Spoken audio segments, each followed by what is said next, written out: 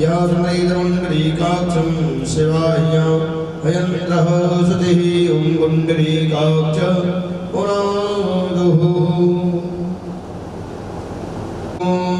महादेवानामधिभैरमङ्गं सनिधमं भविधमं जगदमं देवभूतमं क्षेत्रेन्दुममाग्रापयामि समर्पयामि प्रदक्षदेवम्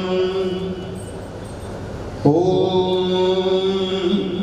चन्द्रमामनसूर्यो अजायत श्रोत्राङ्गायुष्य रामस्य मुखादग्निरजायत दीपं दर्शयामि समर्पयामि दीपान्ते हस्तो प्रक्षालनं हृदिकेशाय गोविन्दाय नमो नमः। हाथ धो लेंगे, भोग लगा दे भगवान।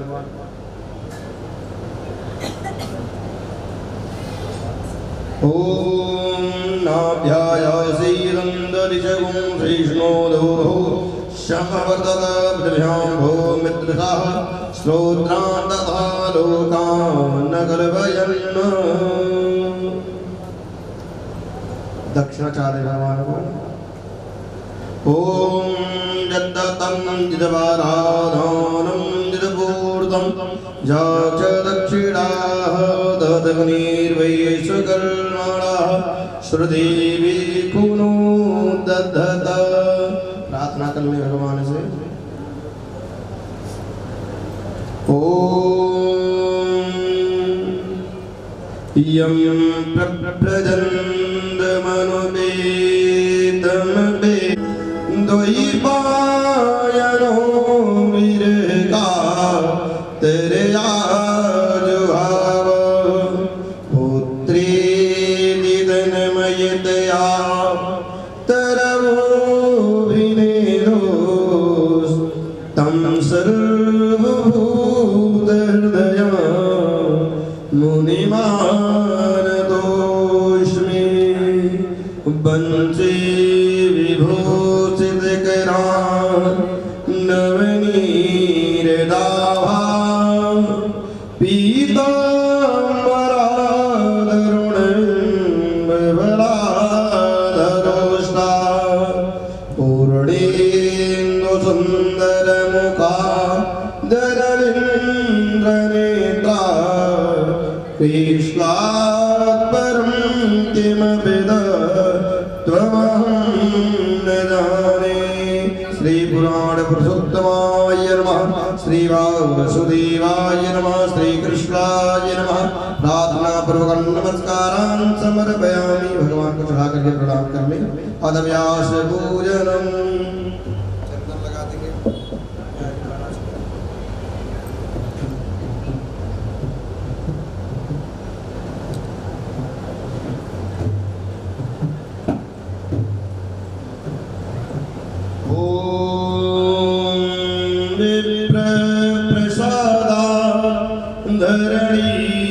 धरणीधरोऽहं विप्रप्रसादा कमलावरोऽहं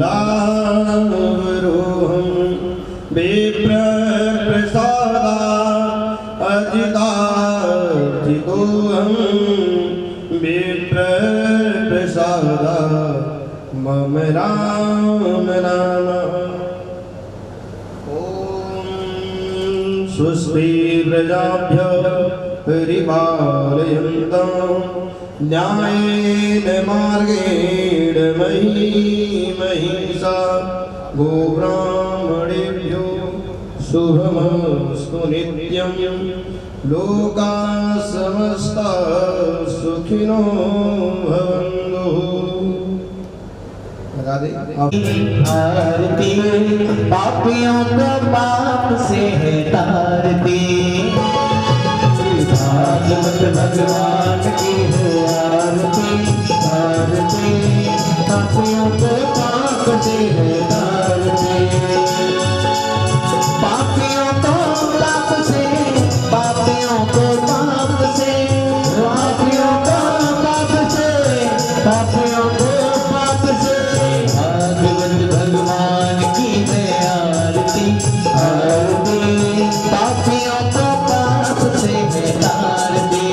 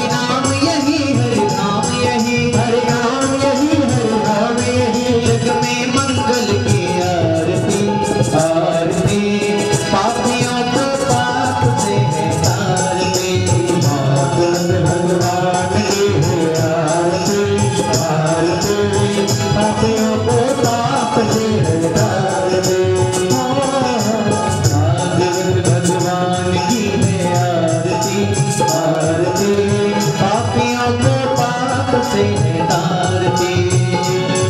श्री भागवत भगवान की है आरती, आरती पापियों को पाप की है आरती। ये शांति गीत पावन पुनीत पापों को मिटाने वाला, हरि तरस कराने वाला। ये शांति गीत पावन पुनीत पापों को मिटाने वाला, हरि तरस कराने वाला। ये शांति गीत पावन पुनीत पापों को मिटाने वाला, हरि तरस कराने वाला। ये शांति गीत पावन पुनीत पापों को मिटाने वाला, हरि तरस कराने वाला। ये सुख करनी ये दुख हरनी, ये सुख करनी ये दुख हरनी। मधुसूदन की आरती, आरती पापियों को पाप से है तारती। श्री भागवत भगवान की है आरती, आरती पापियों को पाप की है तारती। भागवत भगवान की है आरती, आरती पापियों को पाप से है तारती।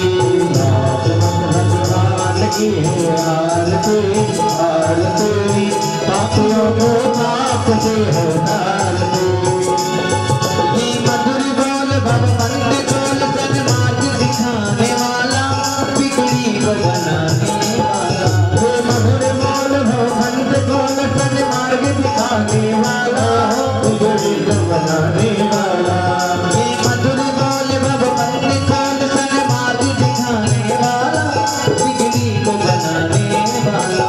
ये मधुर बोल भगवंत बोल सन्मार्ग दिखाने वाला, बिगड़ी को बनाने वाला।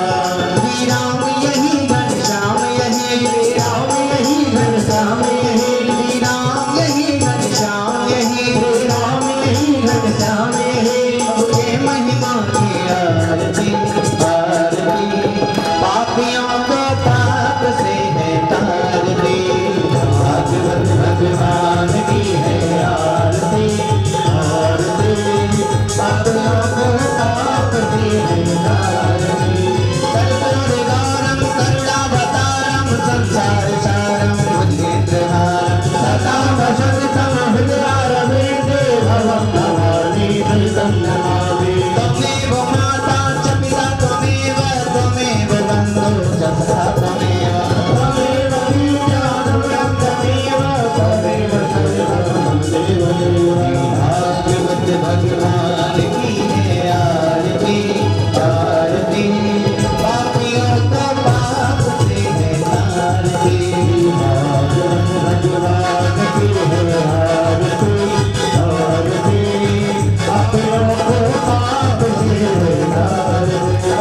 पापियों को पाप से है तारती, पापियों को पाप से है तारती, पापियों को पाप से है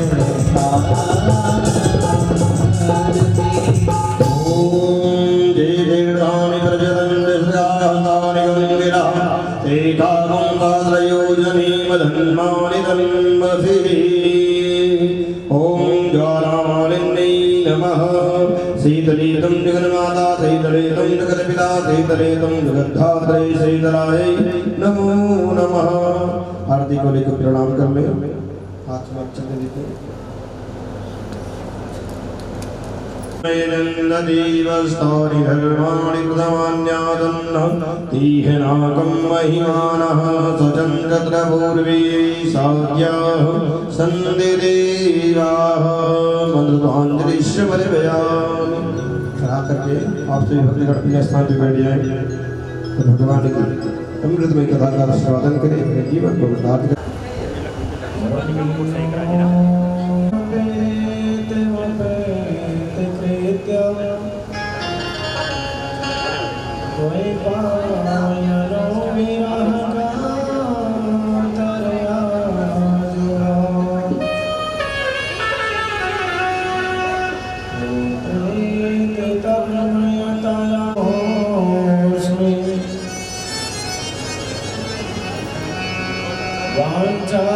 कृपा सिंधु पतितानां पावनेभ्यो वैष्णवेभ्यो नमो नमः। नारायणं नमस्कृत्य नरं चैव नरोत्तमं भागवत भगवान की जय।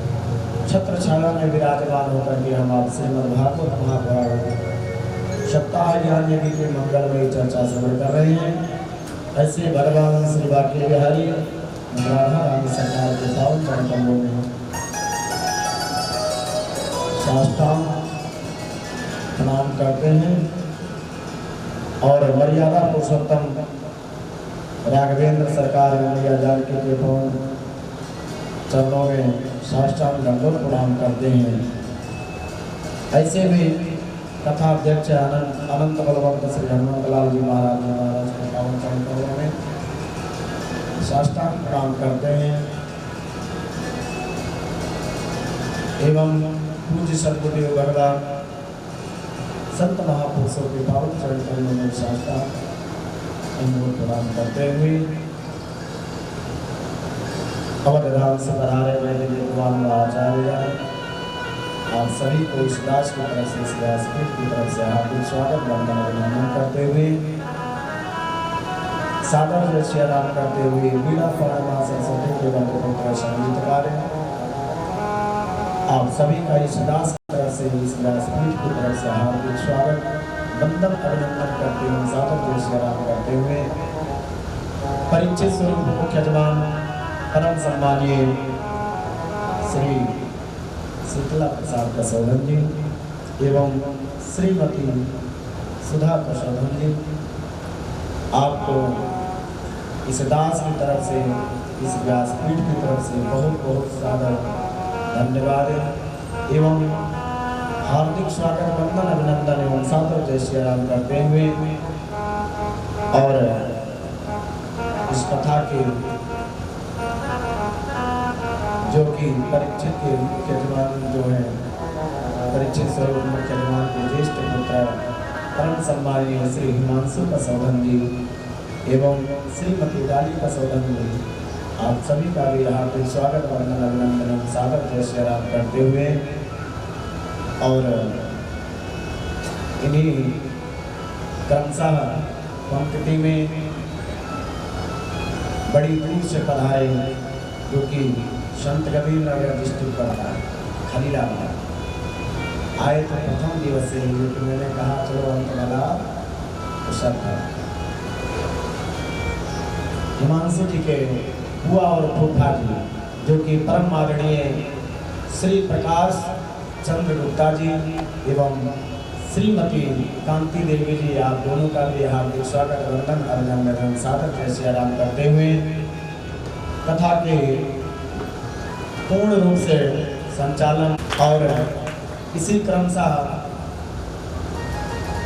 पंक्तिबद्ध में उन्नति, शाश्वत, शैली, दर्शिका, किसान, वैभव, श्रीनिका एवं समस्त कसौधन परिवार, जो छोटे छोटे बालक हैं, बाल वृद्धजन हैं एवं ज्येष्ठ हैं, आप सभी को इस कसौधन परिवार की तरफ से हार्दिक स्वागत, वंदन, अभिनंदन एवं सादर जय श्री राम इस दास की तरफ से, इस व्यासपीठ की तरफ से आप सभी का हार्दिक स्वागत, वंदन है। कथा पंडाल में उपस्थित व अनुपस्थित भक्तिमयी माताएं, बहने, ज्ञान वैराग्य स्वरूप बंधुओं, आप सभी का भी हार्दिक स्वागत, वंदन, अभिनंदन है। बोले वृंदावन बिहारी लाल की जय। जैसा कि आज कथा का समापन दिवस है, क्योंकि हम लोग को तो ये नहीं लग रहा है कि कितना दिन हम लोग को आए होंगे, हमको तो एक सप्ताह हो गया, आज 8वां दिन है हमारा, लेकिन हमको लगता है अभी 3-4 दिन हुआ है।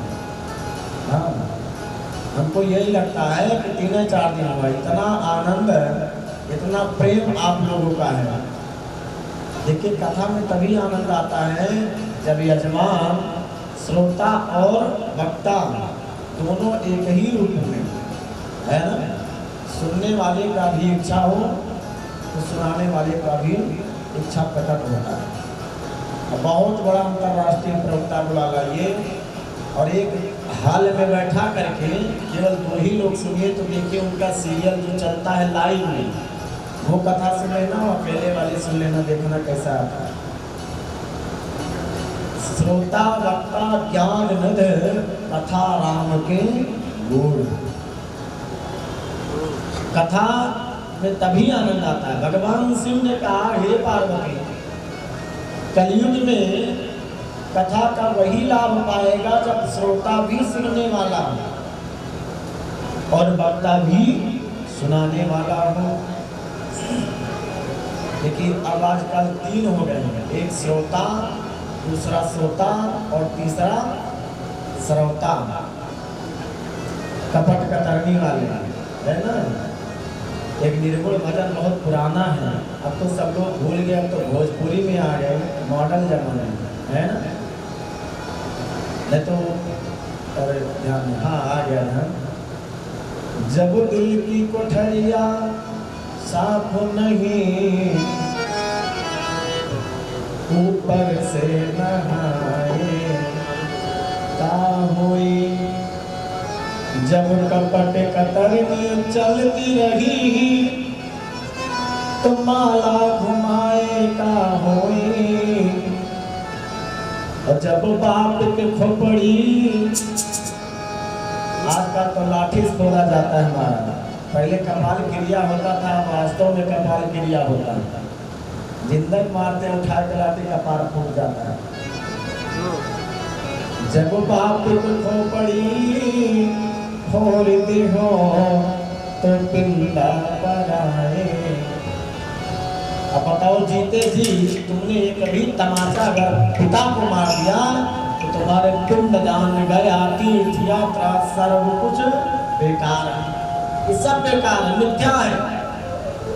सच्चा पुत्र वही है जो पिता के सन्मुख हमेशा सदैव सिर नीचा करके ही बात करे और पिता के मार्गदर्शन पर चले, माता पिता की कहने पर रहे, उनके आज्ञा का पालन करे, उनकी सेवा करे, वह सच्चा पुत्र है महाराज। बहुत लोग कहते हैं ना कि महाराज हम गया प्रेम होना चाहिए। सुखदेव जी राजा परीक्षित से कहते हैं, हे राजन, आज भाव ही था इसके अंदर, रुक्मिणी के अंदर। जैसा कि कल हमने आप लोगों ने कौन सी कथा श्रवण किया, समापन कहाँ पर हुआ? रुक्मिणी जी के विवाह मंगल उत्सव तक है ना, उत्सव मनाया गया, विवाह का कार्यक्रम हुआ। आज विवाह के पश्चात सुखदेव जी ने कहा कि जब रुक्मिणी जी का भाव था, प्रेम था, तो उनको कौन मिले? भगवान ही मिले। भाव का भूखा हुए भाव ही सार है, भाव से जो भी भजे तो भव से बेड़ा पार है। अगर भवसागर से पार होना है तो किसका सहारा लेना चाहिए, किसकी शरण में जाना चाहिए? भगवान की ही शरण में जाना चाहिए। रुक्मिणी जी ने किसका शरण लिया? किस हो गई? आज सुखदेव जी ने कहा, राजन, भाव ही सबसे बड़ा प्रबल है और भाव में भगवान भक्त के यहाँ चले जाते हैं और बंध भी जाते हैं, है ना।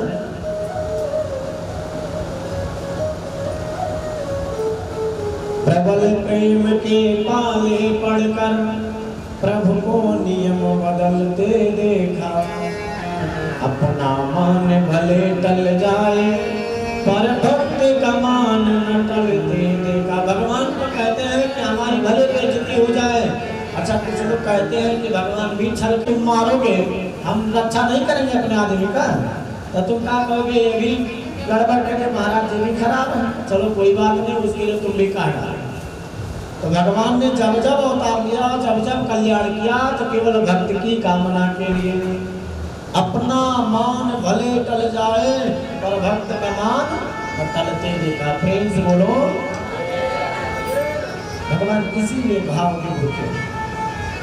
एक जंगल में एक गांव का महल था, ध्यान दीजिएगा। एक तरफ महात्माओं का छोटा सा आश्रम कुटिया था महाराज, लेकिन उस आश्रम का भी तेज था। अब आजकल महल बेकार है, जो आनंद झोपड़पट्टी में था तो महल में नहीं है। अब बिजली चली जाए तो 1 घंटा में पूरे सिटी में हाहाकार मच जाएगा। और पहले कौन सा बिजली था? आज के 30 साल पहले, तब भी लोग बढ़िया स्वतंत्र रूप से रहते हैं। उस जंगल में एक तरफ वैश्याओं का महल था, एक तरफ महात्माओं का कुटिया था। महाराज आज भी है, जब मंदिरों में आरती होती है, कीर्तन भजन होता है तो जोर जोर से आवाज आती है ना। तो जब महात्मा दोनों टाइम सुबह शाम भजन कीर्तन करते थे, तो वैश्याओं को जो कैंडिडेट आने वाले थे, व्यापारी, वो लोग जब सुनते थे तो कहे, अरे भाई यहाँ भजन हो रहा है, यहाँ ये सब अच्छा नहीं लगता है ना। तो क्या किया, वैश्याओं से उन्होंने कहा कि अरे भाई ये सब थोड़ा कार्यक्रम यहाँ से हटाना पड़ेगा, क्योंकि बगल में महात्मा जी का कुटिया है, वो भजन कीर्तन होता है, तो यह आनंद यहाँ नहीं आता। वैश्याओं ने मन में विचार किया। एक दिन महात्मा लोग के पास गई, उसने कहा, सुनो महाराज, भजन कीर्तन करना है तो मौन होकर करो, मौन होकर करो, बाहर आवाज ना आने पाए। आज महात्माओं ने कहा, राम राम राम, बताओ भजन करने में भी बाधा, इसलिए गांव छोड़ दिया, जंगल चले आए, कुटी बना लिए, यहाँ भी बाधा है। और वैश्याओं ने महाराज डांट फटकार के लगा कर कही, भाई अगर आज के बाद आवाज आई तो न तुम रहोगे न तुम्हारी कुटिया रहेगी। एक महात्मा ने कहा, जो होगा सो देखा जाएगा। आज वैश्या ने सूचना देकर चली गई। इधर महात्मा लोग कहते हैं लगन में तुमसे, फिर कीर्तन भजन चालू कर दिए महाराज, और उतना जो करते थे उससे 2 गुना बढ़ा दिए। वैल्यूम बढ़ गया, वैल्यूम बढ़ गया तो क्या कहते हैं, अंतोगत्वा या मती शागति, चाहे मरेंगे चाहे मिट जाएंगे ठाकुर की सेवा। लगन में तुमसे लगा बैठे, जो होगा देखा जाएगा। जैसे आपका भाव था, मैंने जिस दिन आया शुभ मुहूर्त रखने के लिए कथा का, तो ये हुआ कि 20 जून के बाद रखा है ना, 20 से 27 के बीच में। तुमने कहा भाई और सोच समझ लो, कहीं गुरु जी हम समझ लेंगे, हमारे बेटी दामाद हैं और तो लोग हैं ही हैं, सब समझ लेंगे, देखते हैं, हम चाहते हैं जल्दी से जल्दी हो जाए। तुमने कहा भाई ये सोई जो राम रचना का, ऊपर वाले से बढ़कर के कौन जानता है। हिमांशु भैया ने कहा हाँ गुरु को ठीक है, लेकिन हो जाएगा, हम लोग भी चाहते हैं हो जाएगा। अच्छा देखिए, जिसके दिमाग में ईश्वर का प्रेरणा हो जाएगा, जब तक वह सिद्ध नहीं हो जाता तब तक वह पीछे नहीं हटता। अब बहुत लोग यात्रा गए होंगे आपके साथ, 2-4 लोग चले भी गए होंगे परम धाम को, लेकिन कथा भागवत सुनने को सौभाग्य नहीं मिलता। हम लोग आए, यही स्थान है, यहीं पर बैठे थे, तो ना इसमें चमक था ना दमक था, है ना। ये हुआ कि कोई व्यवस्था नहीं हमारा जी कैसे करना है अब, लेकिन ये है कि जल्दी से जल्दी करिए।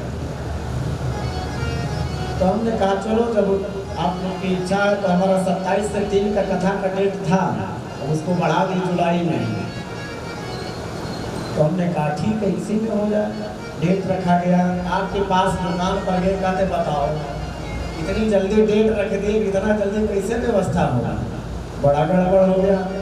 हमने कहा कोई बात नहीं, सब हो जाएगा। तो आप भी कहें चलो जब ठन गया है तो भगवान पार करेंगे जरूर।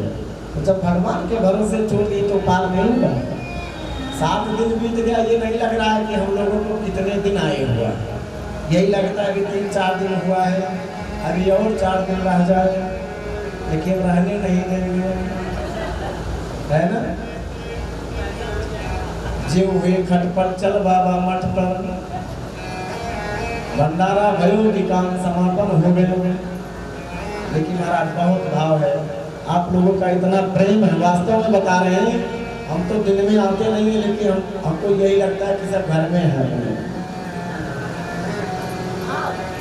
और ऐसा भाव होना चाहिए, कोई भी धार्मिक आयोजन हो, दान पुण्य हो, कथा भागवत हो, यज्ञ अनुष्ठान हो, तो भाव से भगवान मिलेंगे जरूर।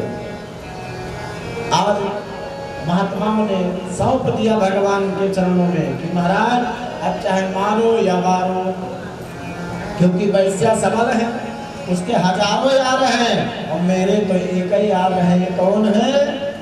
सांवले सरकार है।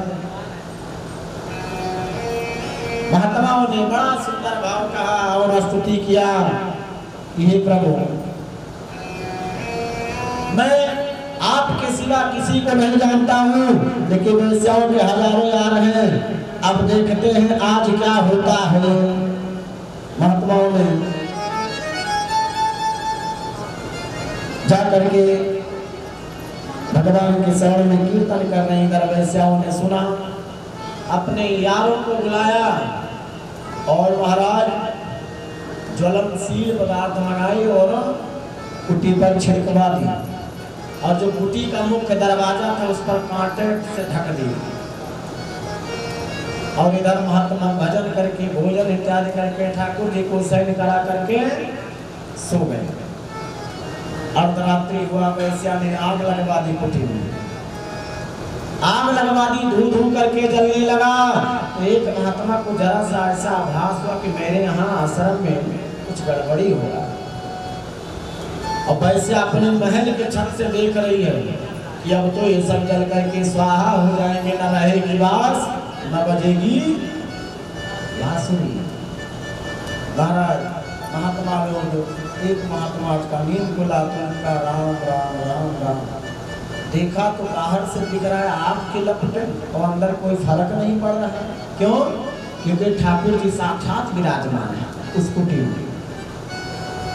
और जिनकी छत्र छाया है, जिनकी छत्र छाया के नीचे हम लोग भी विराजमान हो गए, तो चाहे जितना धूप हो, बरसात हो, गर्मी हो, ठंडी हो, कोई फर्क नहीं पड़ेगा, कोई असर नहीं पड़ेगा। आज वैसा देख करके तो प्रसन्न है कि अभी सबके सब गोविंदाए नमो नमः हो जाएंगे, क्योंकि महात्मा लोग उनके व्यापार में बाधा डालने लगे थे। जब बाधा हो जाएगा तब तो भाई कुछ ना कुछ उपाय करना पड़ता है। वैसे प्रसन्न हो गई कि अब तो महात्मा लोग का काम हो गया, अब कल से मेरा व्यापार और अच्छा चलेगा। प्रेम से बोलो। लेकिन महात्मा जगते हैं तो सामान नहीं बचाते हैं महाराज, सीधे ठाकुर जी के पास बैठे जाते हैं और कहते हैं कि रक्षा करना आप तुम मेरी ठाकुर आज, जो जैसा कर्म किया है उसको फल देना। महाराज महात्माओं ने जाकर के हाथ जोड़ करके ठाकुर जी के चरण में पहुंच गए। ठाकुर जी रक्षा करो, अब आपके सिवा मेरा कोई नहीं है, न कहीं बाहर जाना न कहीं अंदर आना, चारों तरफ से द्वार बंद है। महात्मा लोग कीर्तन करने लगे और इधर देखते ही देखते ठाकुर जी ने ऐसी हवा चलाई कि वैश्या के महल में आग लग गई। प्रेम से बोलो। अब कुटिया छोड़ करके महल धो करके जलने लगा। सब भागो भागो भागो भागो भागो भगाओ बचाओ बचाओ। वैसा सोचती हमारा जो खजाना है उसको निकाल लो, कोई नहीं निकाल पाता है। हमारा उस परेशान कि मेरे जीवन का कमाई सब जल करके खाक हो गया। महाराज महात्मा लोग आकर देखते हैं बाहर तो कहते हैं राम राम राम, तो मेरा कुटी जल रहा था, वो महल कैसे जलने लगा। भाव देखिए, महात्मा लोग ने कहा हे ठाकुर जी कृपा करो, किसी का हानि ना होने पाए, सबकी रक्षा करो। महात्मा जी ने जब ऐसा कहा, वैश्या लोग तो महाराज बाहर आ गए, सारे व्यापारी बाहर आ गए, महात्मा भी बाहर जाते हैं। तो वैश्या ने कहा क्यों मैंने तुम्हारा घर जलाया तो मेरा घर कैसे पकड़ लिया। तो महात्माओं ने कहा ये तो मुझे पता नहीं, अगर मेरा घर तेरा यार ने जलाया होगा तो तुम्हारा घर मेरा यार ने जलाया होगा। प्रेम से बोलो बोले बाल कृष्ण भगवान की। समझ गए ना कि मेरा कुटिया तेरा यार ने जलाया होगा, तो हो सकता है तेरा महल मेरा यार ने जलाया होगा। तो ज्ञानी किससे करिए? भगवान से, कि जो सुख दुख में हान लाभ में जीवन मरण में हर समय साथ दे। तो भाव ऐसा ही होना चाहिए कि जिससे आगे करो कभी गद्दारी ना करो। अब आज कल भी तो लड्डू गोपाल भी गद्दारी वाले हो गए। बड़ा पैसे लेकर चलते हैं बाजारों में सब लोग, बिल्कुल खिलौना मानिए, जबकि इनको हाट बाजार में घुमाना नहीं चाहिए। अब बताइए आप दुकान पर गए टिकिया चाउमीन खा रहे हैं, अब उनको ले गए उसी ठेले में रख दिए। बहुत होता है, देखते हैं हम। अब उसी ठेला पर ठाकुर जी को रख दिए, पता नहीं कितनी जन्मों से वो पड़ा है, ना धुला गया ना साफ किया गया ना कुछ किया गया, और वैसे रख देते हो। तुम लोग खाते हो, पानी भी पीते कि हाथ भी नहीं धुलाते हैं, वैसे ही चल देते हो। आज जब बोलेबाल कृष्ण भगवान की, तो ऐसा नहीं करना चाहिए। भगवान है, भगवान को स्वच्छ और सुंदर स्थान पर ही ले जाना चाहिए, जैसे कथा भागवत धार्मिक आयोजन है। अब तो पूजा पाठ करना बेकार है ना, पूजा पाठ करना बेकार। 12 रुपये का आमदनी नहीं हो रहा है, क्या पूजा करें। लेकिन देखिए सत्य का सदैव विजय होता है, असत्य का सदैव लोटा डूब जाता है। और काली कमली वाला मेरा यार है। कैसे मेरे मन का मोहन को दिलदार है। काली कमली वाला मेरा यार है। मेरे मन का मोहन को दिल है।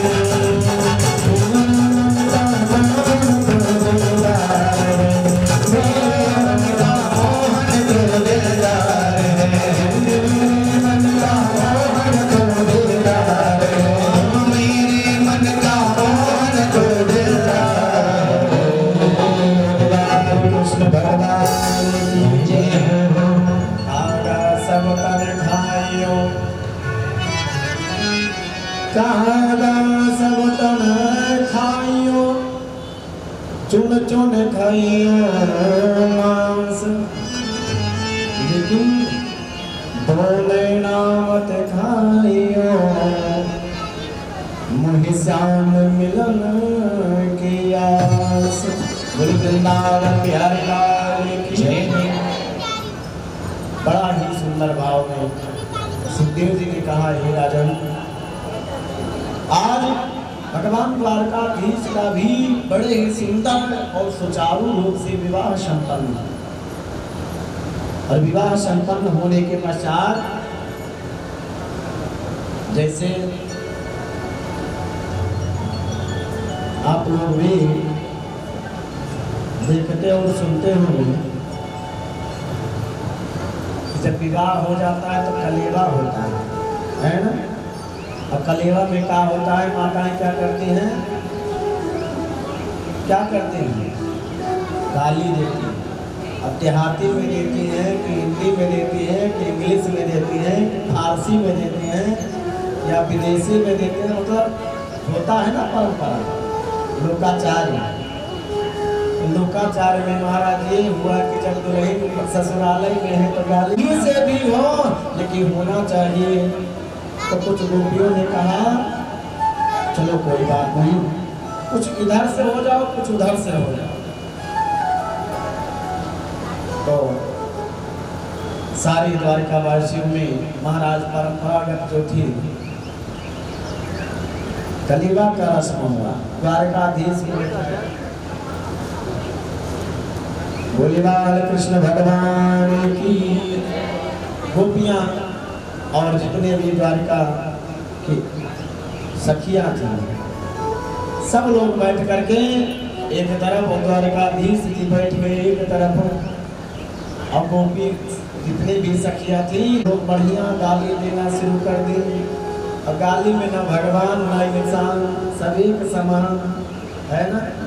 ससुराल में दोबारा गाली मिल जाए विवाह के बाद तो महाराज के ये 7 जन्म बीत लेना चाहिए अब ससुराल, क्यों महाराज, है ना। अब ब्याह के दिन ऐसा ऐसा गाली दे दी है, अरे काहे दुल्हा, बड़ी शुद्ध हिंदी में महाराज, उठे काहे दुल्हे अब भागा जाता। बड़ी गाली तो सुनने में ससुराल में आनंद आता है, लेकिन बस एक ही बार विवाह के परंपरा आई। महाराज बड़ा ही सुंदर भाव है, प्रेम से बोलो। अरे सुनाओ सखी गारी, यही गाली का परंपरा महाराज राम जी को भी मिला था। खूब सखियां गाली दी थी।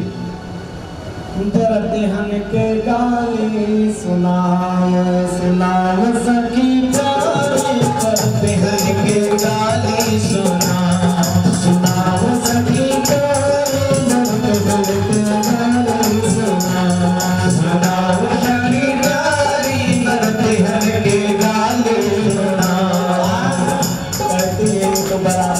वही है, घराती भी वही है। तो एक लेकर है, अब कैसा घराती जब घराती की तरफ से तो घराती को सबको समय तो उसी में है। जो गुरु जी थे गंगाचार्य जी महाराज विवाह कराने वाले पंडित जी, जब गोपियां सखिया ने देखा कि दाढ़ी वाड़ी को धूप फटका रहे महाराज पका पका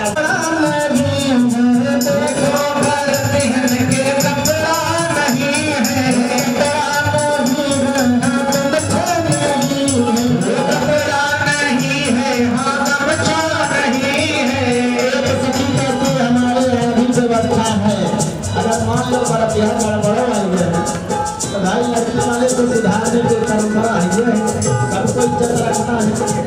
तो क्या कहती हैं सखिया सारे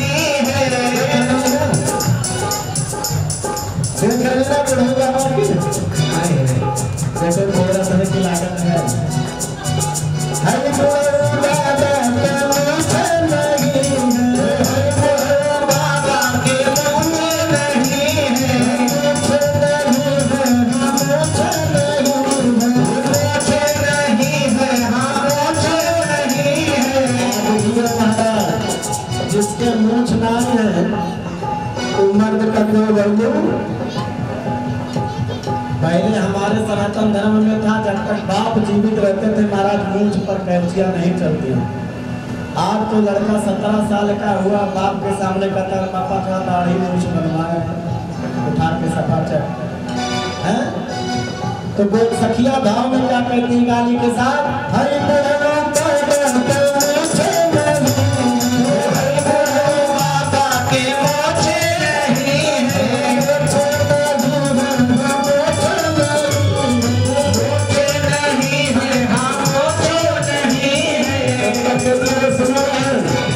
बढ़िया विकल्प है।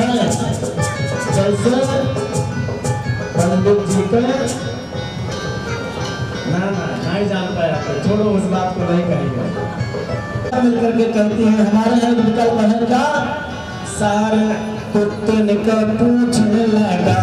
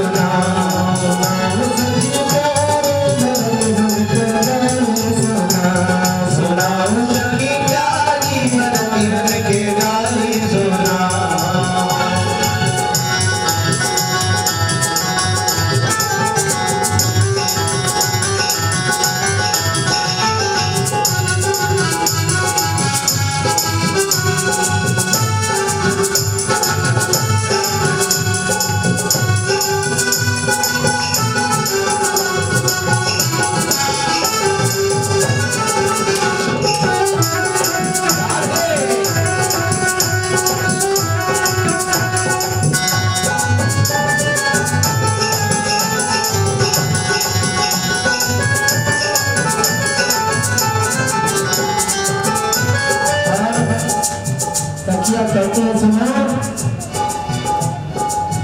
एक समझी जी है और तो समझी जी का कुछ समझाया गया था कैसे अरे काहे समझे राम को भागा जातन समझी राम को भागा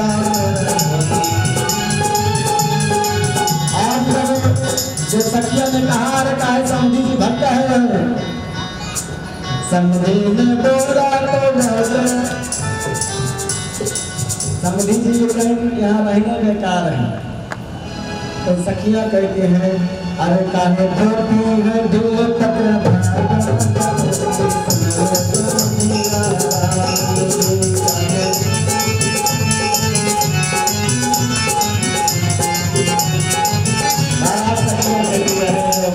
ये मणि तुम हमको डाला और हम मणि लेकर के शेर क्रीड़ा कर रहा था।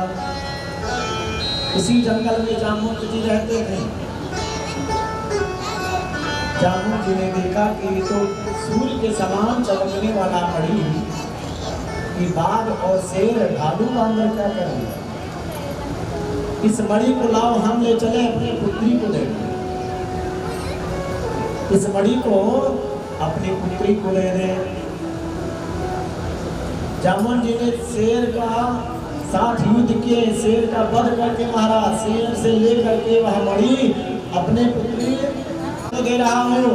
और अब ये मणि तुम उसी को देना जो हमसे युद्ध करके हमको हरा ले जाए, और जो तुम्हारे साथ विवाह करेगा यह मणि उसी को दान दिया जाएगा। प्रेम से बोलो।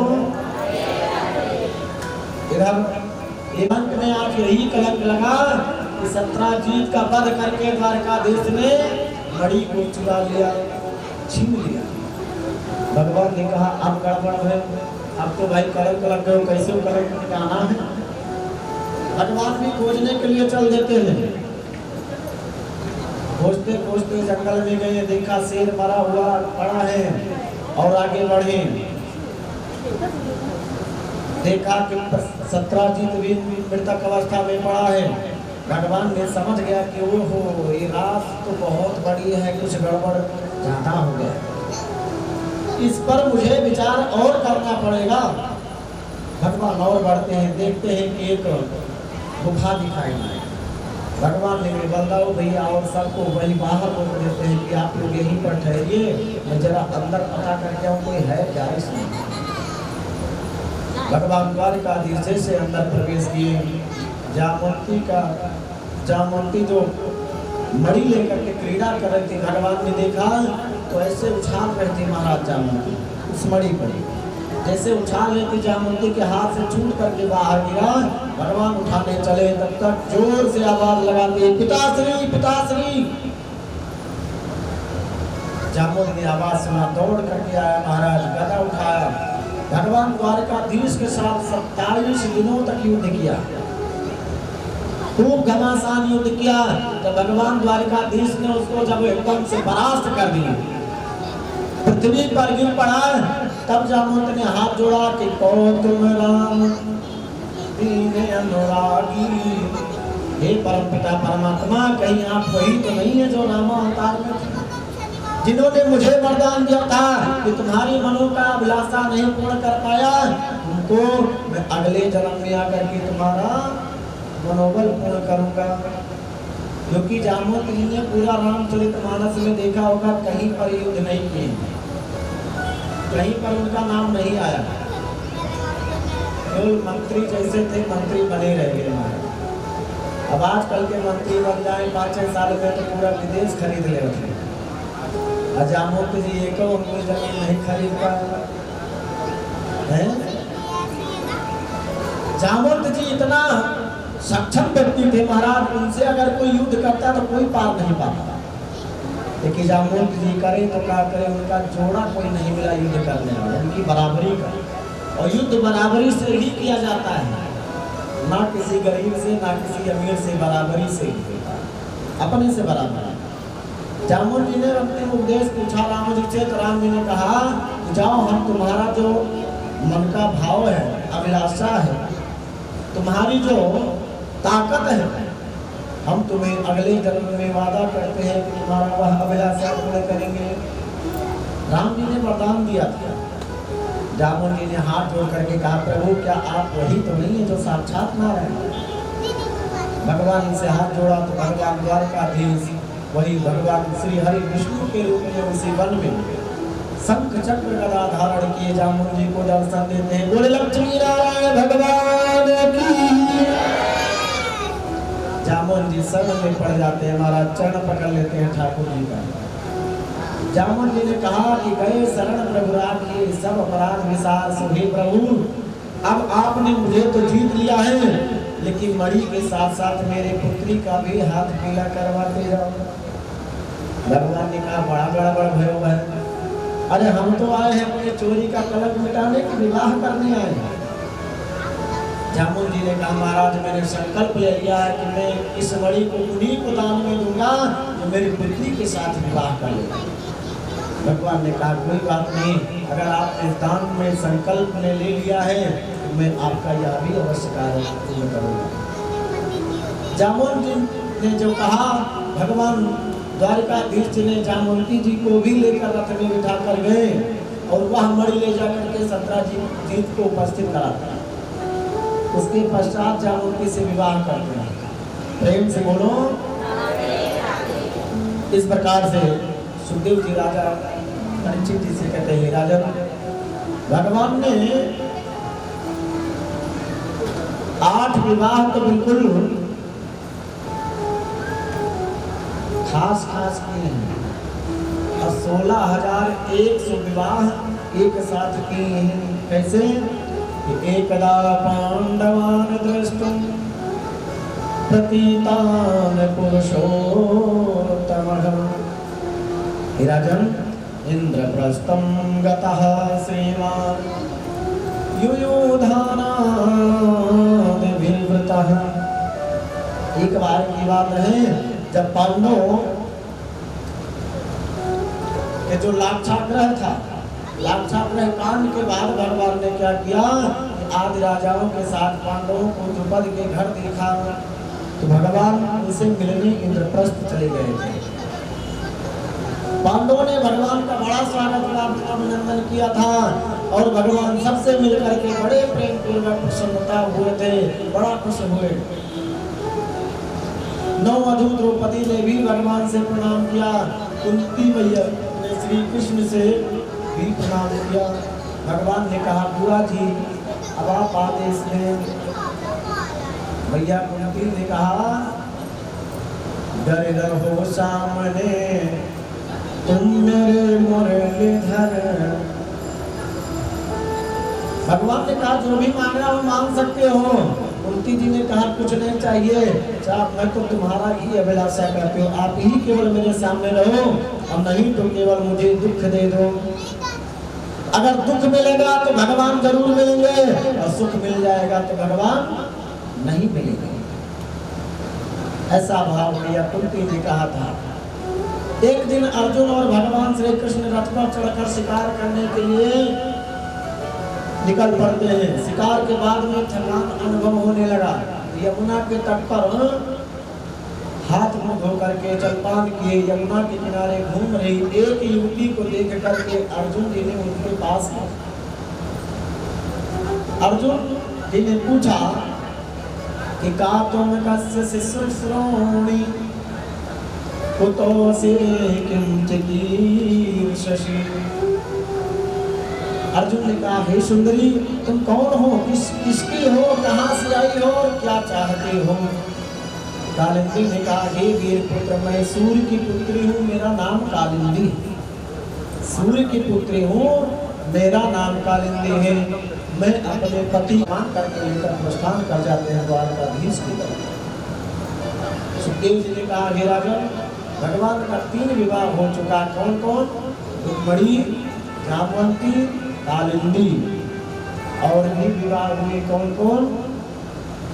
5 और हुए जो अलग अलग हुए। तो सुखदेव जी ने कहा हे राजन हम तुम्हें 8 का एक साथ वर्णन सुनाते हैं कि भैस्मी जामुंती भामा सत्याभद्र च लक्ष्मण और कालिंदी मित्रवृंदा च राजन चैत्यष्टोपट महानिश, ये 8 रानी हुई जो भगवान की पट रानी है। भगवान ने इसके बाद सात्विक के साथ द्वारिका आकर के कालिंदी से जब विवाह किया तो उनके बाद इसका विवाह होता है मृत्यु वृंदा नाम की कन्या से। मृत्यु वृंदा नाम की कन्या किसकी थी? अरवांत देश अथवा उज्जैनी के राजा, जो आज इस समय महाकाल भगवान है। और महाकाल कितने लोग दर्शन कर चुके, आप भी गए होंगे, है ना? महाकाल अकाल मृत्यु वो मरे जो काम करे, चंडाल का काल उसका क्या करे जो भक्त हो। बोले महाकालेश्वर भगवान की महाकाल जाने के पश्चात महाराज यही लगता है कि अब यही रह जाए, है ना? वहां जाने के पश्चात इतना प्रेम और आनंद आता है कि यही मन कहता है बार बार महाकाल बाबा का दर्शन करता रहूं। हम लोग तो 3 बार जा चुके हैं और जब भी जाते हैं कम से कम 3 दिन वहां रुकते हैं तो तीनों दिन दर्शन करते हैं, तब आते हैं।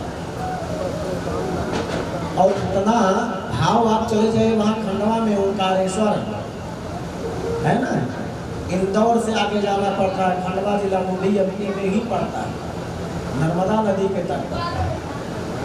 लेकिन जो प्रेम महाकाल बाबा के दरबार से उत्पन्न होता है भाव, उतना वहां पर जबकि है सब एक है ना, है सब एक, लेकिन जो महाकाल के वहां पहुंचने के पश्चात महाराज जैसे लगता है हमारे पास कोई मोह माया नहीं है, कोई भाव नहीं है, कुछ नहीं है, बस केवल तो मेरे महाकाल है। कैसे? अरे शंकर भोलेनाथ है हमारा तुम्हारा, हमारा तुम्हारा। शंकर भोलेनाथ है हमारा तुम्हारा, तुम्हारा हमारा। शंकर भोलेनाथ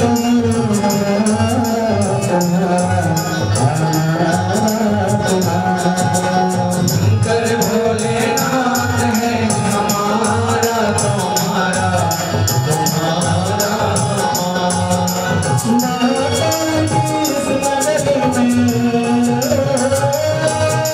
महाकाल की इस नगरी में चमन बजारा। शंकर जय जय शंकर भोलेनाथ हमारा तुम्हारा, शंकर भोलेनाथ है हमारा तुम्हारा, तुम्हारा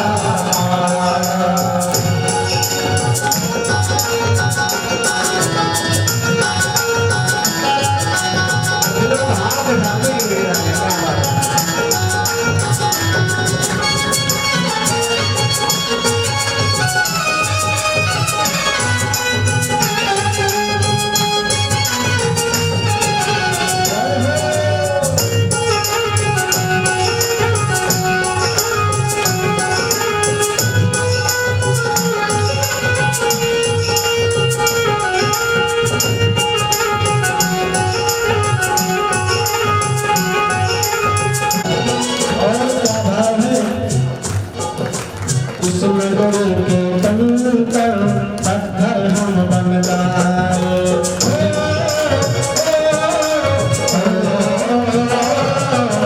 इस नगरी में पत्थर हम बन जाए। ऐसा भाव होना चाहिए। अरे भगवान का छऊ बना लो, चाहे पत्थर बना लो, चाहे पत्थर बना लो। जैसे फूल एक ही बाग में एक ही वृक्ष पर खिलता है, जंगल में लकड़ियां एक ही पेड़ का रहता है, लेकिन किसके नसीब में कहाँ पड़ता है वो किसी को पता है। उसी डाल का पुष्प भगवान के मंदिर में जाता है, तो उसी डाल का पुष्प श्मशान घाट पर जाता है, किसी का कुछ पता नहीं है। इस नगरी के पत्थर हम बन जाए,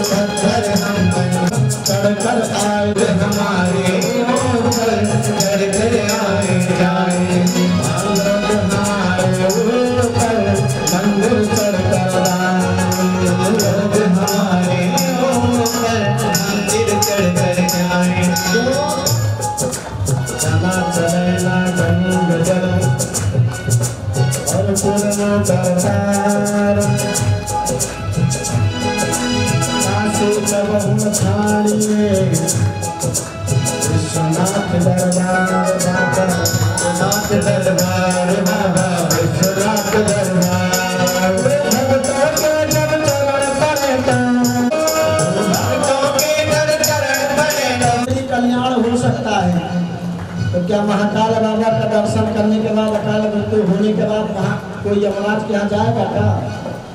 कभी नहीं। सब तो तेरे चरण पर तो फूल चरण हमारा संदेश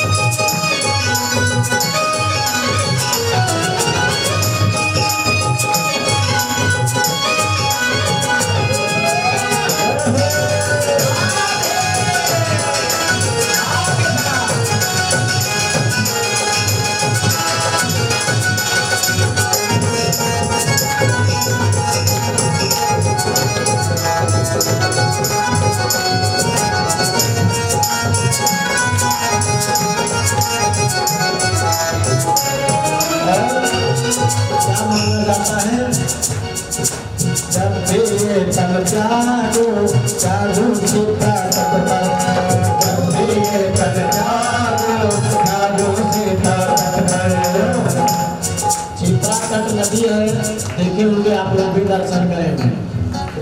आज तक रिकॉर्ड है उस श्मशान घाट जो है वहीं से भस्म आता है। रोज महाकाल बाबा का भस्म की आरती होता है। अरे सावन भादों बरसात या कोई ठंडी कोई गर्मी ऐसा नहीं है कि जो कभी चिता वहाँ न जोड़ी जाए या किसी एक का नाश न जलाई जाए। चाहे जो हो जाए जलता जरूर। इतना कोरोना काल था तब भी वहाँ कोई न कोई पहुँच जाता है ना। जब भी तन जागो जागो चिता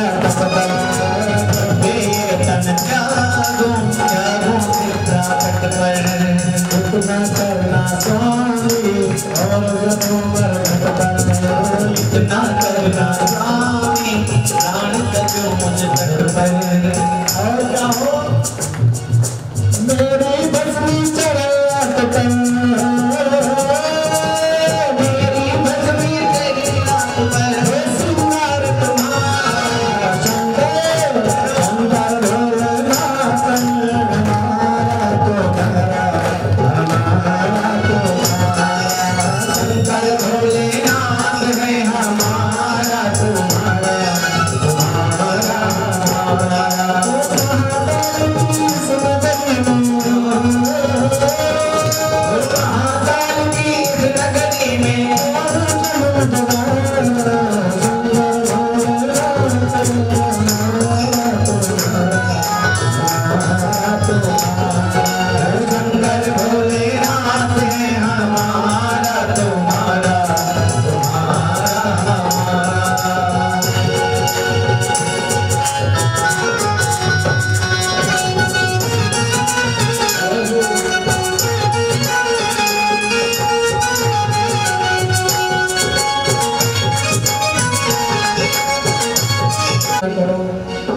नहीं तो गर्मी है तो जादू छोड़ दिए तो ऐसे डंक मारी तो पूरा रात नींद हराम हो जाए वो।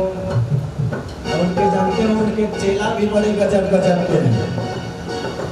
भूत है, प्रेत है, पिशाच है, डाकनी है, साकनी है, सर्प है, बिच्छू है, मतलब जितने गजब वाले हैं सब उन्हीं के पास है महाराज। तो उनकी कंजूसी नहीं, उनके पूजा में उनके भजन में कंजूसी नहीं होना चाहिए, है ना। क्या कहते हैं जय भोले भंडारी जय भोला त्रिपुरारी जय भोले भंडारी जय भोला भंडारी जय भोला त्रिपुरारी जय भोले भंडारी जय भोला त्रिपुरारी भोला त्रिपुरारी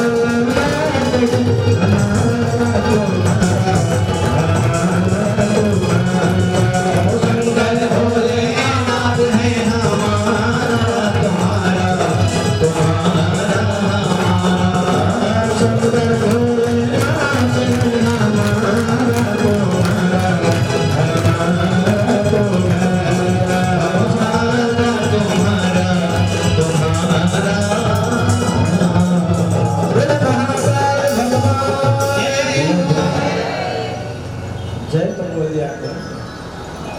जय शब्दो नमः शब्दा संख्या शब्दस तथैव बचा। महाराज मानने वाले थोड़े हैं आप लोग, है? यही कहेंगे 7 दिन तो बुलवाए थे पंडित जी आते कहते चल ये कोई बोलो नहीं। हाँ जेना बोले नमक हरा। गाते हो भगवान का, गाते हो इंसान का, गाते हो हिंदुस्तान में, गाते हो पाकिस्तान का, है? तो ऐसे कब तक नहीं रहेगी भाई, कभी न कभी तुम भगाए जाओगे ही। तो जय शब्दो नमः शब्दा भागवत जी के महात्म्य में ही कहा गया है कि जयकारा शब्द, प्रणाम का शब्द, आरती में घंटी शंख का शब्द, और ये सब जहाँ तक आवाज जाता है हमारा सभी का दुख दोष का निवारण करता है। अथवा जो आज हिंदी भाषा में कहते हैं अलाय बाधा, भूत प्रेत बाधा दूर हो जाते हैं।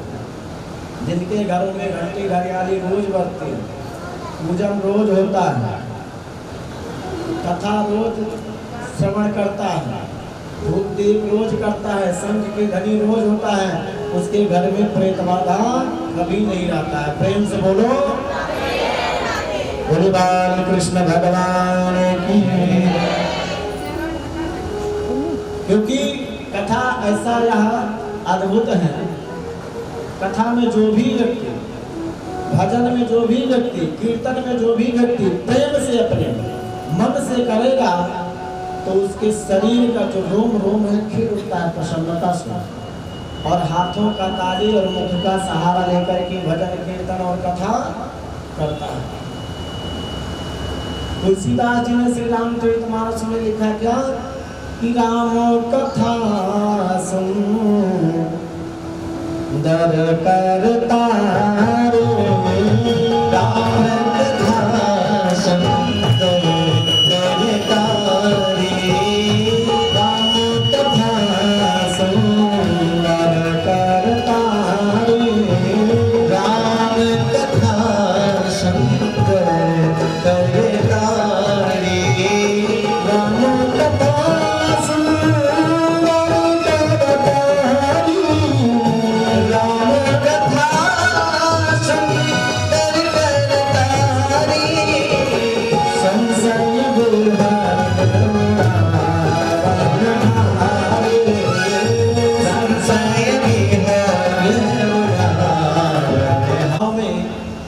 कहीं भी आप यहाँ नहीं बजा रहे, नहीं कर रहे, कोई बात नहीं, अपने अपने घर को तो सुधारना।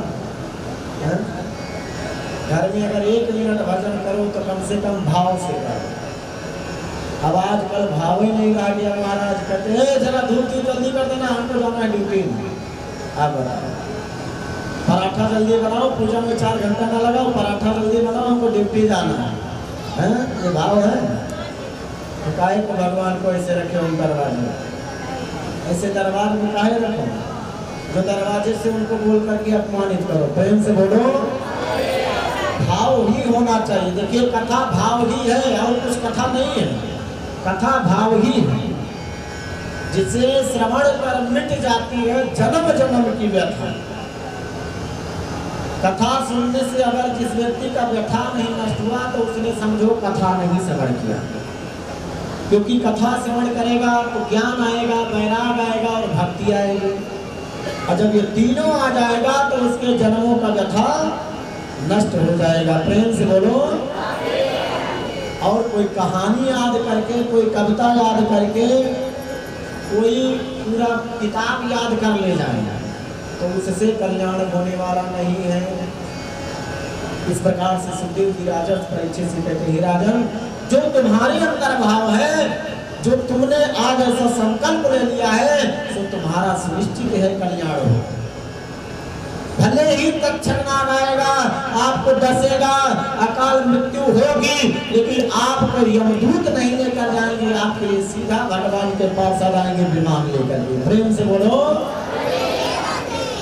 परीक्षित जी प्रसन्न हो जाते हैं, कहते गुरुदेव अब इससे बढ़कर कौन सा भगवान है जो साक्षात मेरे सन्मुख विराजमान है, तो उससे बढ़कर कौन भगवान है। परीक्षित जी ने ऐसा कहा। भगवान ने कहा राजन, द्वारकाधीश का विवाह जो और हुआ है, उज्जैनी के राजा बिंद और अनबिंद ने अपनी बहन जो श्री कृष्ण को ही अपना पति बनाना चाहती थी, तो विवाह को मना कर दिया। उन्होंने मना कर दिया, तब इसको स्वयंवर से बलपूर्वक लेकर आए भगवान। जाकर के उस उज्जैनी के जो राजा थे, बिंद और अनबिंद नाम के राजा, उनकी बहन थी, क्या नाम था? मित्र वृंदा। मित्र वृंदा, उनको भगवान ने स्वयंवर से जीत करके लेकर आया। देखिए आज भी जो कहते ना जयमाला, जयमाला किसका होता है? गधाओं का होता है। अब बताओ हम आप कुछ जीत सकते हैं क्या? जयमाला उसका होता था जो जय जयकार के साथ युद्ध भूमि में या किसी कोई समर भूमि में या कोई आयोजन रखा गया हो जीतने के लिए, अगर उसमें जीता जाता तो उसको जयमाला कहा जाता है ना। किसी को जीत के जाओ, किसी राजा को या किसी देश से या किसी मंत्री से या किसी से भी आप युद्ध में जीत जाओ, विजय प्राप्त कर लो, उसको जयमाला होता था पुरानी परंपरा में। और वरमाला किसका होता था? जब सभा बुलाई जाती थी और कन्या को माला दे दिया जाता था कि जाओ तुम अपने पसंद का वर चुन लो, तो उसको वरमाला कहा जाता है। आज भी भजन गाते हैं लोग तो कहते हैं कि डारे वही वरमाला अब तो जाने की, क्योंकि उन्होंने वरमाला वहां पर दोनों हुआ। राम जी ने धनुष धनुष को भी तोड़ करके युद्ध जीते, और मैया जानकी का भी जो मन का जो पसंद का जो वर था वो भी प्राप्त हुआ। आज सुखदेव जी ने कहा राजन, जब भगवान ने जीत करके मित्र वृंदा को लेकर के द्वारकाधीश ने द्वारकापुरी में विवाह किया, तो भगवान का एक और विवाह होता है जिनका नाम था सत्या नाम की कन्या। यह कौशल देश यानी कि छत्तीसगढ़ प्रदेश है आज आपके समय, उसका नाम छत्तीसगढ़ प्रदेश है। कौशल देश के राजा नग्नजीत थे। नग्नजीत की पुत्री थी।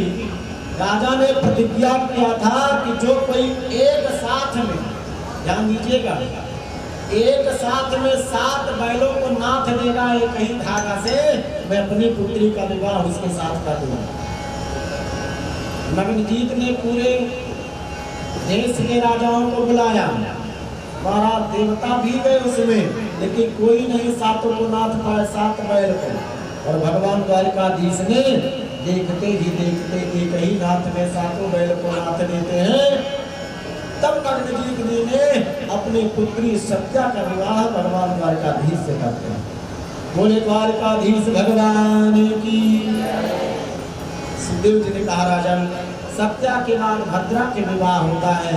यह कैकेयी देश में उत्पन्न हुए धृष्टकेतु की पुत्री थी, यानी भगवान की बुआ जो थी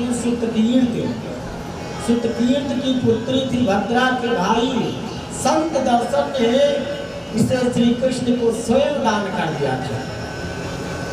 जो भद्रा के भाई थे, संत दर्शन नाम था, उन्होंने भगवान श्री कृष्ण को ऐसे दान कर दिया था। फिर महाराज मैं ऐसा दान कर रहा हूँ। आज भी दाता धर्मी है महाराज।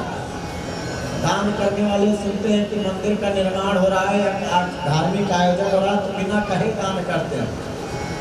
और जिसको दान नहीं करना है मुझे महाराज टोकन लेकर पहुंचते हैं, बाबू साहब कहते बाद में आना है ना। तुलसी पंछी के पिए घटे न सरता नीर, दान किए धन ना घटे जो सहाय। रघुवीर। आज संत दर्शन ने अपनी बहन का स्वयं दान कर दिया अपने हाथों से कि मैं दान करता हूँ द्वारकाधीश को। भद्रा के पश्चात तो जब सुखदेव जी ने कहा, परीक्षित जी ने प्रश्न किया, गुरुदेव 16,100 विवाह भगवान द्वारकाधीश ने एक साथ किया, ये कैसे? तो परीक्षित जी महाराज ने पूछा, भगवान शिव ने भी संकल्प लिया था कि 16,108 हो जाएगी तो मैं राजकन्याओं के साथ एक साथ विवाह करूंगा। लेकिन क्या हुआ, कबहू पूरे ना भये नीलवास काम, सारे बंधन छोड़ के भजले सीताराम। कबहू पूरे ना भये, क्या क्या?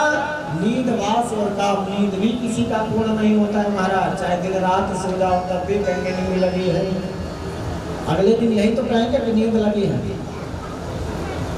और विषय वासना से भी किसी का तृप्ति नहीं होता है। जो कौन आता है तो क्या कहा जाता है, हेलो। अब कुछ लोग महाराज ऐसे ऐसे होते हैं, ऐसा चिल्लाएंगे कि पूरा मोहल्ला जग जाता है आधी रात में, इतनी जोर जोर में बातें करते हैं। तो राम जी के नाम को तराजू से न तौलिए, हलो है छोड़कर सीताराम, प्रेम से बोलो या राधे श्याम बोलिए, जो भी आपको बोलना हो बोलिए, हलो है छोड़िए। जो कहते हैं ये छोड़िए, कहिए सीताराम, हाथ जोड़ करके कहिए सीताराम, राधे राधे। जिसके जपने से सारे जीवन का बाधा दूर हो जाए, सारे कष्ट का निवारण हो जाए, इससे भगवान दयालु का नाम लिया करें। इधर प्राग ज्योतिषपुर गगन में प्रतिबंधित अनेक पर्वतों तथा चारों तरफ से स्थापित तोप आदि शस्त्रों से महाराज भौमासुर ने सुसज्जित किया था कि यहाँ पर कोई राजा आक्रमण न करने पाए। और चारों तरफ समुद्र है महाराज, ऐसे दुर्गों से, जल से, अग्नि से, वायु से वह प्राग ज्योतिषपुर नामक नगर ढका हुआ। भगवान ने सोचा कि अब इनको कैसे कल्याण करें। भौमासुर ने सोचा था कि जब 16,108 हो जाएंगी कन्याएं तो उनके साथ में विवाह करूंगा, लेकिन लगता है मेरे नहीं होने देंगे भगवान। विवाह करूंगा। आज द्वारकाधीश भगवान ने मन में विचार किया, देखा कौन सा नगर है भाई, बड़ा विडंबना है इसमें, चारों तरफ से जल है, अग्नि है और उसके साथ साथ वायु भी है, सबके सब इस रक्षा करते इस नगर को। भगवान जाते हैं, देखा हमारा दरवाजा बड़ा मजबूत था। भगवान ने गदा के प्रहार से सबको तोड़ते हुए चले जा रहे हैं। नगर के परकोटे को गदा के सहारे तोड़ रहे हैं, जितना जो महाराज डिजाइन से था दरवाजे में। और जब भगवान ने देखा कि सारे नगर के परकोटे टूट गए हैं तो द्वारकाधीश ने एक शंख ध्वनि किया, बोले द्वारकाधीश भगवान की शंख का ध्वनि की। ध्वनि से मुर्गा, जिसके पास 5 फिरते मुर नामक दैत्य था, 5 सिर वाला दैत्य वह जल के भीतर सो रहा था। जब शंख का ध्वनि सुना तो समझ गया कि प्राग ज्योतिषपुर नगर के ऊपर आज कोई घटना घटने वाली है। वह मुर नामक का दैत्य चलता आता है, जल से बाहर आया। उसके 7 पुत्र थे। मुर नामक दैत्य के 7 पुत्र थे और सातों ने देखा एक से एक दौड़ते चले आ रहे। ताम्र, अंतरिक्ष, विमावसु, वसु, नभ, स्वान और अरुण, ये सातों द्वारकाधीश के ऊपर धावा बोल देते हैं। अस्त्र शस्त्रों से वार करने लगे। घोर संग्राम के बाद भगवान ने सबको प्राणांत कर दिया। भगवान ने जब आज मुर नामक दैत्य का वध किए तो उनका नाम एक और पड़ गया, क्या कोई नहीं जाने, मुरारी। मुर नामक दैत्य का भगवान ने वध किया, तब नाम पड़ा मुरारी। तो आज वही हम आप गाते हैं श्री कृष्ण गोविंद हरे मुरारी लीला नारायण सुरेला। श्री कृष्ण गोविंद हरे मुरारी लीला नारायण वासुदेवा।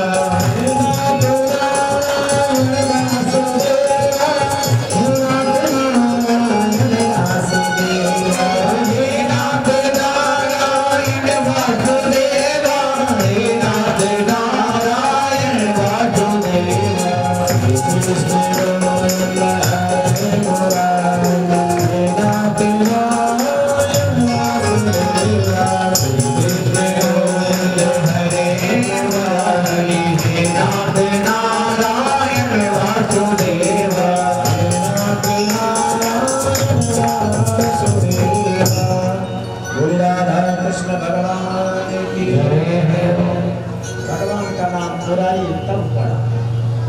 अंत में पृथ्वी का पुत्र भौमासुर जो था, विशाल सेना लेकर के भगवान के ऊपर अस्त्रों और शस्त्रों से वार कर दिया, आक्रमण कर दिया। तो भगवान ने कहा अब तो विचित्र लीला है, मैं अकेला कहाँ ये हजार, लेकिन हजारों के बाजार में जो एक ही होता है पहलवान, सबको परास्त करके चल देता है। कैसे? अपना हरि है हजार हाथ वाला वो दीन दयाला। जब दीन दयाला हरि हजार हाथ वाला है तो उनको कौन परास्त कर सकता है। आज भगवान ने देखा भौमासुर महाराज विशाल सेना लेकर के आक्रमण कर दिया, वर्षा करने लगा, तो गरुड़ पर सवार होकर के भगवान ने उसके सारे अस्त्र शस्त्र को काट देते हैं। गरुड़ जी भी अपने पंखों से उन्होंने अपने पंखों से भी मारना चालू कर दिए।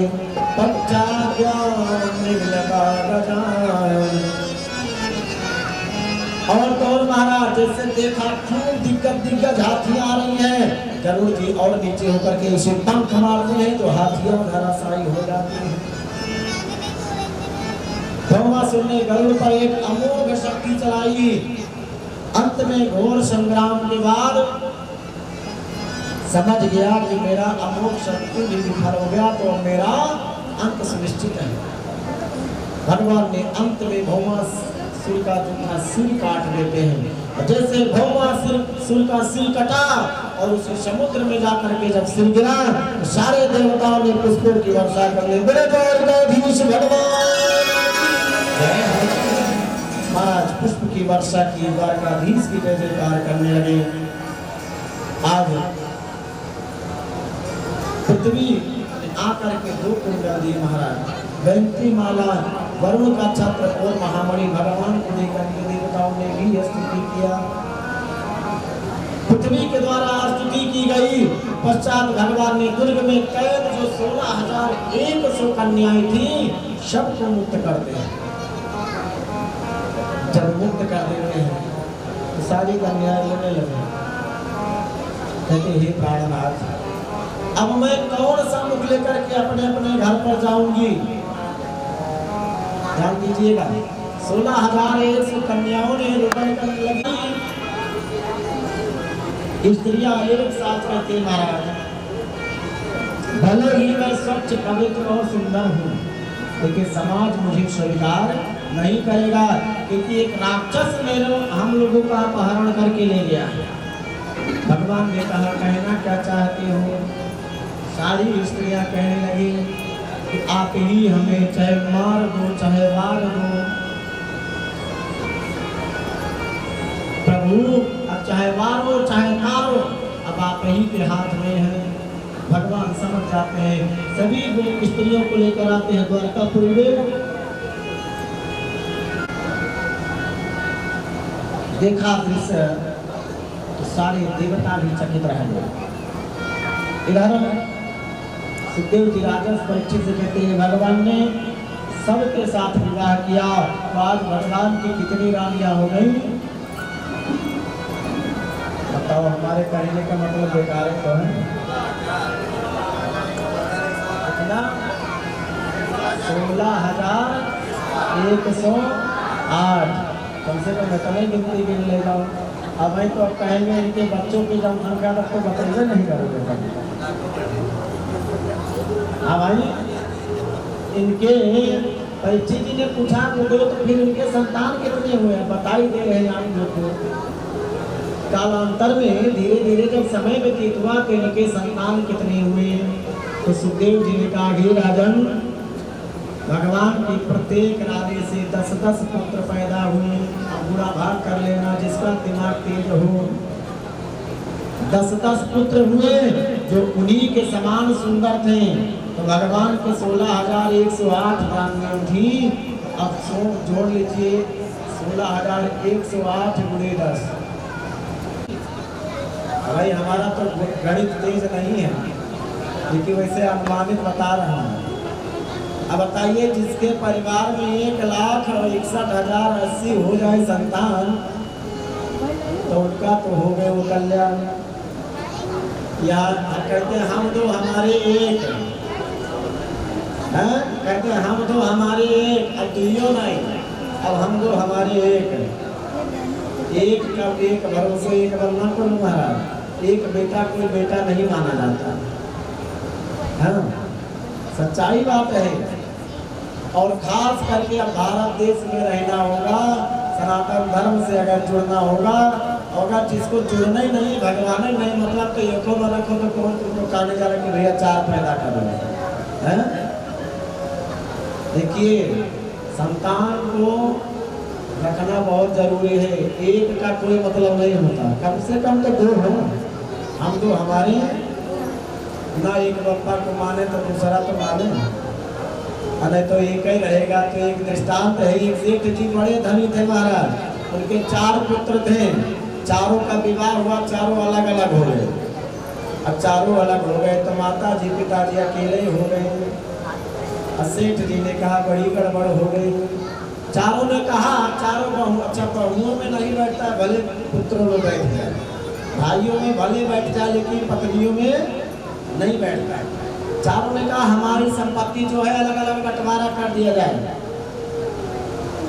तो समाज में ये हुआ कि भाई क्यों बंटवारा किया जाए, अभी तो सेठ जी से ठानी जी है ही है। चारों ने कहा नहीं हमको उससे मतलब नहीं है, हमारा धन बांट दिया जाए। चारों ने जब बंटवारा के लिए महाराज समय सुनिश्चित किया, नगर में लोगों को बुलाया, पंचायत हुआ। पंचायत में लोगों ने सब कुछ कहा, इतना धन लिखा, इतना धन लिखा, इतना धन लिखा, लेकिन किसी ने वास्तव में ये नहीं कहा कि जो बूढ़ी बूढ़ा है उनका क्या है। अब तो कोर्ट भी बढ़िया नियम लगा दिया कि अगर पिता ना देना चाहे तो बेटे का कोई अधिकार नहीं है। प्रेम से बोलो। अब हुए चाहे जितना झोला ये कचहरी जरूरती रहे, कोई मतलब नहीं है। आजकल के नवयुवक जो बहू हैं उनको तो ज्यादा कोर्टे कचहरी में जाना मजा आता है। झूठों का कोई सिखा दिया महाराज, झूठों का मुकदमा हो जाता है। अब इधर सेठ जी का बंटवारा का भाई सभा बुलाई गई, इकट्ठा हुए सब लोगों ने कहा एक एक लोगों के पास इतनी इतनी संपत्ति हो जाए, 4 मकान है, चारों अलग अलग हो जाए। सेठ जी बैठे, पंचायत में समाप्त हो गया कि अब ऐसा बंटवारा हो जाए, सबको लिखा पढ़ी कर दी जाए। तो ये हुआ कि 4 पुत्र हैं, तो चारों पुत्रों के साथ 3-3 माह सेठ और सेठानी रहेंगे। इनको ना धन से मतलब है ना धर्म से मतलब है, अब केवल खाए और जिए, जैसे सत्तू घोर घोर पिए, टाइम पास है तो करना है महाराज, वही लोग खत्म। आज समाज में जब लोगों ने कहा कि 4 पुत्र हैं तो 4×3=12, 1 साल में 1 पुत्र के पास 3 महीने रहेंगे। सेठ जी कुछ नहीं बोलते। अंतोगत्वा सेठ जी ने निर्णय लिया कि क्या जो आप लोगों ने यह निर्णय किया कि मैं और मेरी अर्धांगिनी 1 पुत्र के पास 3 माह रहूं, तो क्या इसका उल्टा नहीं हो सकता है? सब द्वारकाधीश भगवान की क्या ये बंटवारा गलत हो गया था? हैं? आप लोगों का नहीं सहमति है, बाकी हम लोग खुश हैं। क्योंकि 9 माह घर में छूट जाए तो 3 महीना का वहाँ प्रदेश में क्या कमाएगा? सेठ जी ने कहा कि 9 माह ये लोग कहीं भी रहे, उससे कोई मतलब नहीं। 3 माह हमारे संपत्ति के लोग अधिकारी रहेंगे। 3 माह रहे, जो भी इच्छा हो खाए पिए मौज करे।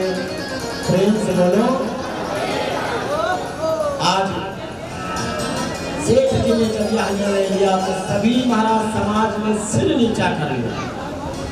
अब वहाँ कोई नहीं कहता है कि हाँ यह बात सत्य है, क्योंकि सत्य के लोग परिणाम नहीं देना चाहते। झूठ में लोग वाहवाही करेंगे और सत्य के साथ कोई नहीं बोलना चाहता।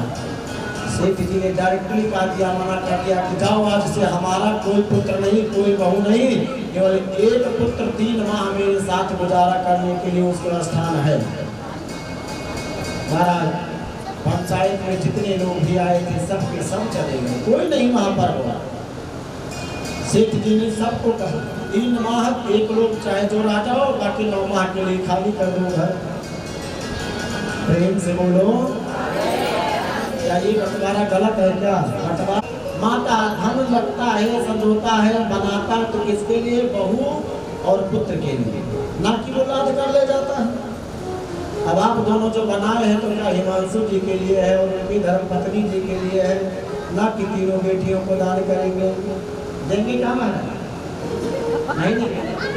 किसके लिए? बेटा के लिए। सच्चाई बता रहा हूँ, केवल बेटा और बहू के लिए है, ना कि कोई दूसरे को दे जाएगा, ना कोई दूसरे का अधिकार है। अब वो दोनों जाने अगर अच्छे से रह रहे हैं तो पूरी संपत्ति उन्हीं की है, नहीं रह रहे थे तो कहीं भी ऐसे कलम चला सकते हैं। प्रेम से बोलो। हाँ, कहीं भी कलम चला सकते हैं, नहीं तो बैकुंठ तो हरिएगा, उसी से खर्च चले। जाओ भाई, तुम लोग नहीं राजी तो हम क्या करेंगे? हमारा मकान है, हम रहेंगे। जो बैंक में है, जो मालिक दिया, ईश्वर ने दिया, वैसी में खाकर गुजारा करेंगे।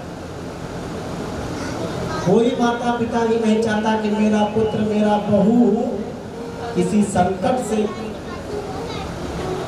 वो करे सामना। हर कोई पिता यह चाहता है कि जितनी भी विपत्ति आवे मेरे कंधे पर आवे, मेरे पुत्र के कंधे पर ना आवे। पूरा जीवन को महाराज पुत्र के सुख की कामना के लिए अपना कंधा सदैव लगाए रहता है। और थोड़ी सी पल में महाराज जैसे लुगाई आ जाती है, पुत्र क्या करता है? सारा दुख भूल जाता है पिता को, सारा दुख। जो दुख भूल गया समझो उसने, वो पिता को सम्मान नहीं करेगा, वो अपमान करेगा। तो जीवन भर के लिए उसको धिक्कार है, क्योंकि जिसने तुम्हारे लिए अपनी कंधा लगाया पहले किसमें? विपत्ति में। हर समय में, बरसात में, धूप में, छांव में, साइकिल चला करके, पैदल चल करके पैसा कमाने के लिए लोग देश छोड़ विदेश चले जाते हैं। किसकी कामना के लिए? संतान के सुख की कामना के लिए। तो ऐसे संतान को भी सोचना चाहिए कि मेरे पिता ने, मेरे बाबूजी ने, मेरे माता पिता ने या मेरे डैडी मम्मी ने जो भी किया सो किसके लिए? मेरे लिए ही किया। अब उनसे तुम लड़ाई करके धन मांगो, लड़ाई करके अलग हो जाओ, तो सबसे बड़ा मूर्खता वही है महाराज। प्रेम से बोलो। सुखदेव जी राजन परीक्षित से कहते हैं, राजन भगवान की ऐसी लीला है, भगवान के और भी भाव है क्या? आज भगवान ले जाकर के द्वारिकापुरी में प्रस्थान करते हैं। सुखदेव जी कहते हैं, राजन हम तुम्हें इन्हीं के कथाओं में एक बड़ा ही मार्मिक प्रसंग श्रवण कराएंगे, जो कि भक्ति और भाव का कथा है, प्रेम का कथा है, मित्रवत की कथा है। किसका? सुदामा और द्वारिकाधीश जी। प्रेम से बोलो। आज जब सुखदेव जी ने कहा परीक्षित जी से, तो परीक्षित जी कहा तो भूल ही गया था। गुरुदेव आप ये बताइए कि भगवान ने सुदामा जी को तो बड़ी अपार संपत्ति दान भी दिया था और सुदामा जी का इतना प्रेम था महाराज जो कि मित्रवत व्यवहार था। सुखदेव जी राजस परीक्षित से कहते हैं, हे राजन, जैसे तुम्हारा भाव आज अटल है, तुम्हारा प्रण अटल है, तुम्हारा नियम अटल है, किसके लिए? केवल कथा के लिए, ना कि किसी वस्तु की कामना के लिए। और अपने साथ साथ उन्होंने यह भी किया था, मरण धर्मावतारी को क्या करना चाहिए? जिन व्यक्ति का आयु केवल 7 दिन शेष है, आज जब 7 दिन शेष की आयु की बात हुई तो परीक्षित जी ने सबकी कामना की बात की, ना कि केवल एक ही इच्छा। बड़ा ही भाव को सुखदेव जी राजा परीक्षित से कहते, हे राजन, आज वह भाव भगवान का भी, द्वारकाधीश जी का और सुदामा जी का ही है। प्रेम से बोलो बोली बाल कृष्ण भगवान की जय।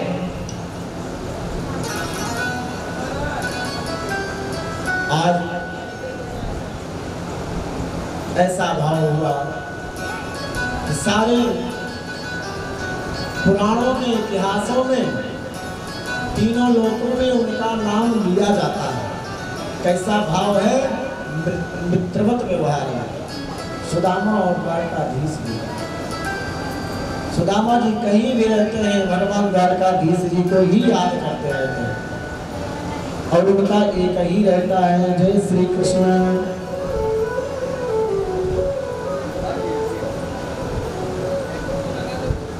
जय श्री कृष्ण।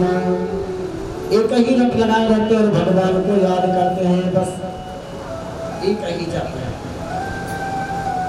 और इतनी महाराज संकट आई, इतनी विपत्ति आई, लेकिन फिर भी सुदामा जी कभी विचलित नहीं होते और उनका वही भाव है, वही कीर्तन है, केवल याद ही करते हैं कि कभी तो आएगा मेरा सांवरा, आज नहीं तो कभी तो आएगा। ईश्वर के हाथ दे रहे लेकिन अंधेर नहीं है। कुछ लोग महाराज भूल जाते हैं, आजे 5 रुपए धूमबत्ती लगाएंगे तो कहेंगे 5 लाख मिल जाएंगे, है ना? और नहीं मिला तो कहते अब जाओ महाराज, अब तो हर पूजा पाठ बेकार है। ऐसे ठीक